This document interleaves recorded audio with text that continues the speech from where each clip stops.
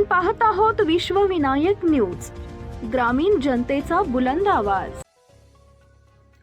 उमरगा पंचायत समितीच्या सभापती पदाच्या निवडणुकीसाठी राजकीय हालचालींना वेग आला असून भारतीय जनता पार्टीचे कैलास शिंदे यांनी निवडणूक निर्णय अधिकारी दत्तू शेवाळे यांच्याकडे आपला नामनिर्देशन पत्र दाखल केलं आहे। उमरगा पंचायत समितीचे सभापती पद तब्बल 25 वर्षाच्या दीर्घ कालावधीनंतर अनुसूचित जाती प्रवर्गासाठी आरक्षित झालं आहे। त्यामुळे या निवडणुकीला विशेष महत्त्व प्राप्त झालंय।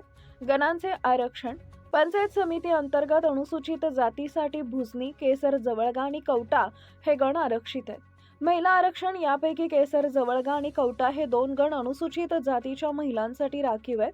शिंदे यांची दावेदारी, महिला आरक्षणाचे 2 गण वगळता अनुसूचित जाती भुजनी सर्वसाधारण प्रवर्गातून कैलास शिंदे यांनी ही उमेदवारी दाखल केली आहे। दीर्घ काळानंतर हे पद अनुसूचित जातीसाठी राखीव झाल्यामुळे कैलास शिंदे यांनी उमेदवारी अर्ज दाखल केल्यामुळे निवडणुकीत चुरस निर्माण होण्याची शक्यता आहे। उमरगा धाराशिव मुख्य संपादक विकास गायकवाड, विश्वविनायक न्यूज।